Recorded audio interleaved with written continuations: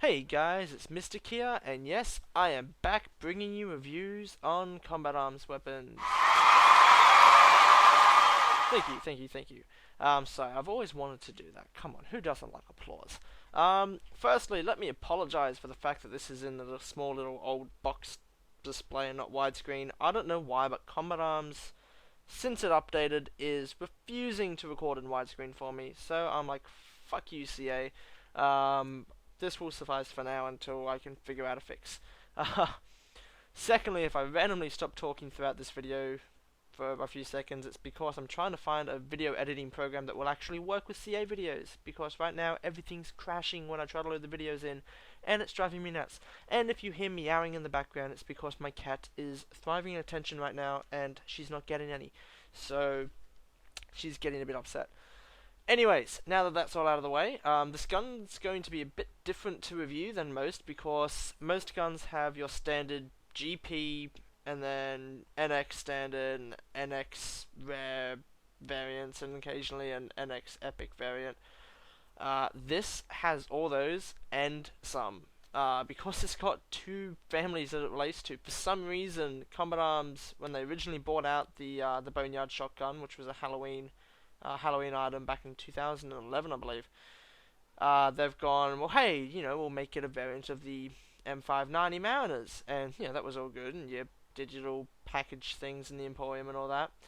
And then when they brought it out last year, they've gone, well, hold on a minute, let's make it a variant of the R870 instead, and they can permanently forge it with battery packs, which makes no sense because there's nothing electric in this gun and it looks nothing like an R870, so I don't know what the fuck they were thinking. But nevertheless, I have to compare it to both those families, and I tell you, this is nothing like the M5, sorry, not the M5, no, the R870 at all. I've used the R870, and that's more like an M4 Super 90, if anything, or an M3 Super 90. I haven't used an M590, which I probably should have done before this review, but hey, whatever. Also, ignore my bad gameplay footage. I've hardly been on CA in the last, year, so bear with me while I get my skill back on these videos. And it also doesn't help that, lag is a bitch, and I'm not used to playing with it. I will stop rambling in a minute and get onto specs and shit, I know, blah, blah, blah, blah, blah.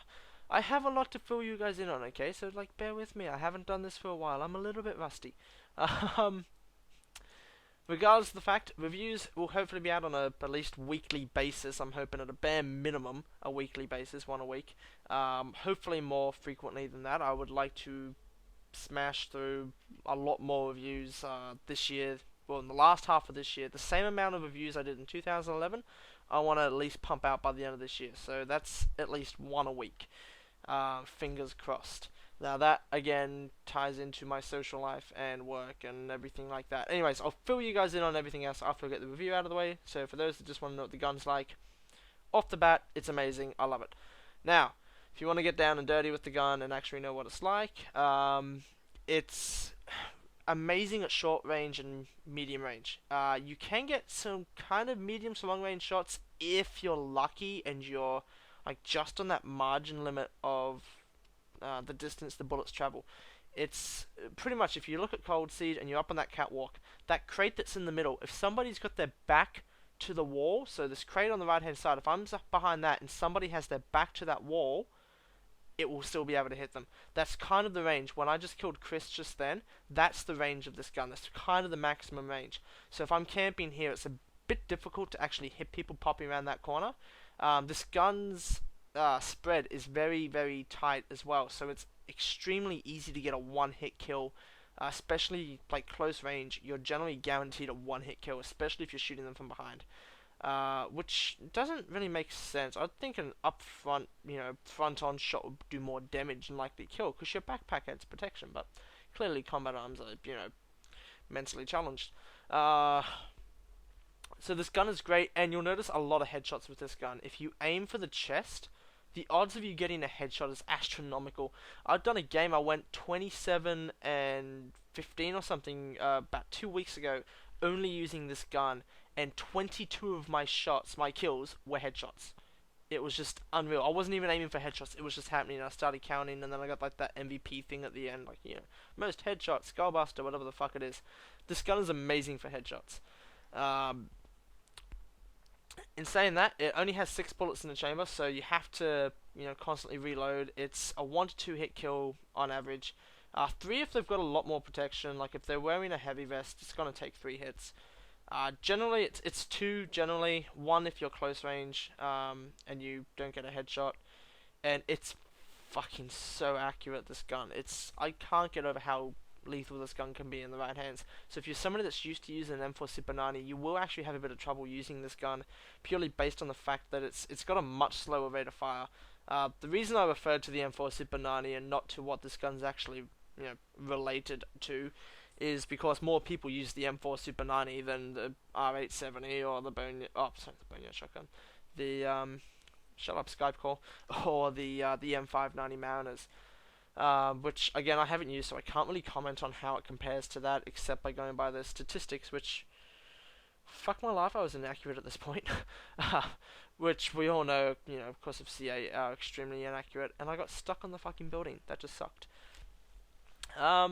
Anyways, regardless, the damage on this is 84, so technically it's not a one-hit kill like the L9 is, but it does do one-hit kill damage. Fuck, I love getting headshots with this. I just love the blood splatter. It's just so sexy. The portability is 63, so it's got, pretty decent portability.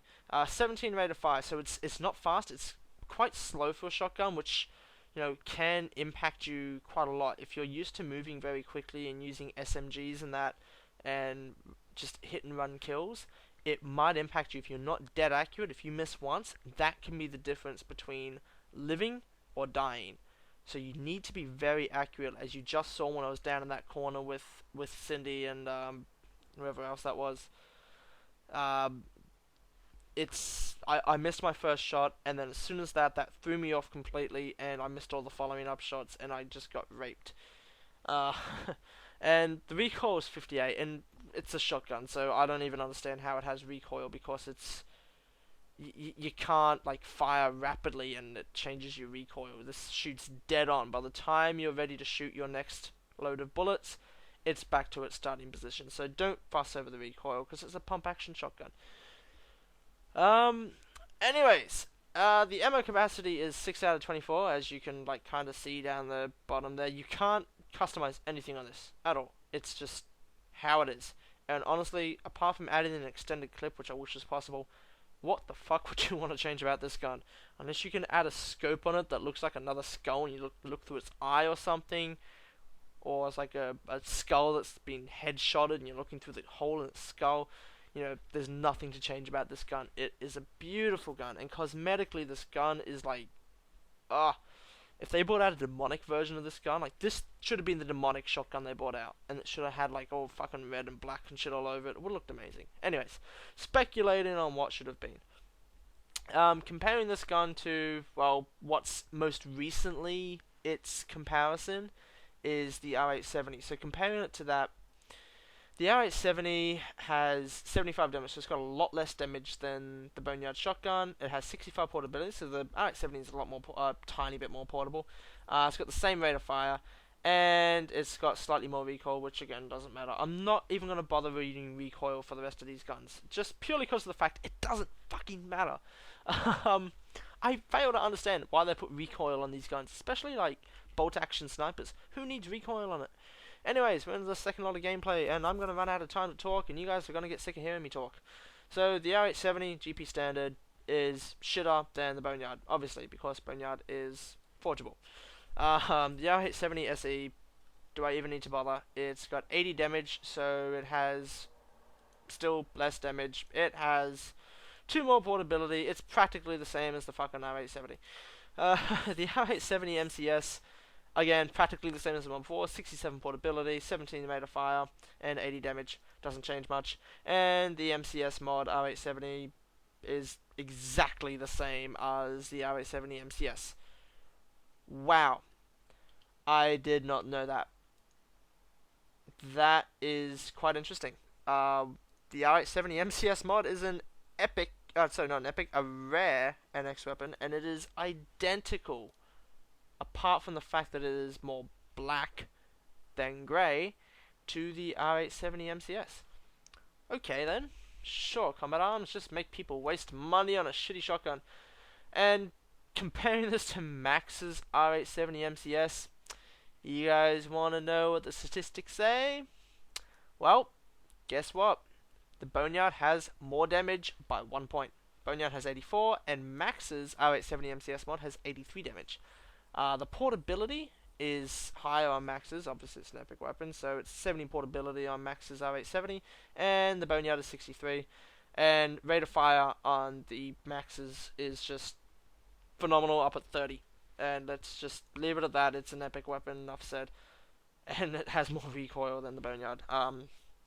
So, you know, comparing a gun like this to an epic weapon, obviously the epic's gonna win out. But if you're going for damage over fire rate, Boneyard is better. Comparing this to what it was originally intended to be compared to, which is the M590 series. The M590 military, yes, I know I'm like kind of starting off randomly on... Oh no, this is the GP one. For some reason I thought the Mountains was the GP one. I am so confused. See, it's been too long since I've played this. The M590 military has it's got 70 damage, so it's a lot less damage than the Boneyard shotgun. It has 65 portability, which is 2 steps up once again, and the rest all compared to the R870, which makes me wonder why the fuck are they releasing so many guns that are similar and just naming them differently. The M590 CQB has 92 damage, so that's a huge step up from the Boneyard. It has 63 portability, so it's the same, and it has 17 rate of fire and 56 recoil, so it's actually better and on par with the Boneyard. So that's a lot more familiar than the R870, which was well under the power of the Boneyard. So the M590 CQB compares quite decently to this. It has a much larger, much rather damage rate. And Garrett just got fucked up by overrated, who was apparently AFK and then came back at the worst possible time. Now the M590 Mounters, the exact gun it was originally compared to, has 70 damage, which is a lot less than the Boneyard. It has 63 portability, which is identical, 17 rate of fire, and the exact same recoil. So apart from everything else, Boneyard has more damage, Boneyard better. Everything else is identical, and that's the gun that it was originally forged from. So which is understandable, because of course if you forge a weapon, you want it to be a step up than what you're forging it from. Which I wonder about some of those old time pistols that they bought out. I reckon the newer pistols are better that you're forging them from, but whatever, that's irrelevant. The CQB Mounters M590 is 92 damage, so again a lot higher up there, kind of on par with Max's. Oh, sorry, not Max's, M590 CQB, so it's up there with the M590 CQB, 63 portability, 17 rate of fire and 54 recoil, so again, it's pretty much identical apart from the damage rate to the Boneyard shotgun. So unless you have an M590 CQB, the Boneyard shotgun's kind of going to blow everything else out of the water, unless you're one of those people that run around with Maxes like, ha, bang, bang, bang, and fucking just fuck people up for shits and gigs. And this is where your reload becomes a problem, because, you know, Chris fucks me up and steals my Ultra. Fuck you, Mexican. And I'm not taking a shot at all Mexicans before people go on racist rants. Anyways, that is the Boneyard shotgun. So it's currently unforgeable. It was available for permanent during one of those big gun sales in the end of last year, which is when I bought it. So if you do have the R870 permanent, or whatever shotgun they attempt to relate it to next time, which would probably be a Sega or an AA-12 or something completely irrelevant to what this gun actually is. Holy shit at this knifing. Haha! Man, I've been away far too long to knife. So unless you're comparing it to one of those, unless one of those guns comes out, then you're not going to be able to get your hands on this gun yet, because you can't just get it from a case. But this gun is amazing. If you do get a chance to get it, this is definitely something I encourage to have perm. A while ago I went through and told you guys what was in my regular arsenal, which is like my P90 TRSE, which is now moved to Vipers. My DSR, which is now the L9 Black Mag, I got perm. My USP Tactical SE, which I also got perm. And this has now made it into my permanent arsenal. I have this with me in every possible game. I love this gun. It's great. If I run out of ammo on my SMG or something and I have to quickly pull out and finish somebody off, it's great to just pull out the shotgun real quick, because it does have a rather fast draw. As you can see, it's just pull up, pump, and you're ready to go. 6 bullets, straight all 6 rounds, and just pump them full of lead. It's a lot of fun to use, and no reg on that knife. But yeah, apart from that, guys, this gun is amazing. It does have decent portability. Spread is very confined. It's great for headshots. There is going to be no in a nutshell after this video, because I don't have any opening videos at the moment, as you probably would have just noticed, unless I've gone through the effort of downloading my old opening video off another video and editing onto this one, which means I found the editing program that works. There's no opening video. So basically what happened, actually, you know what, fuck it. I'm going to provide you guys with a link to the actual video that describes what happened, because I really cannot be fucked into going and explaining it. If anybody has any questions, feel free to ask me. I will be doing an Ask Mystic very soon.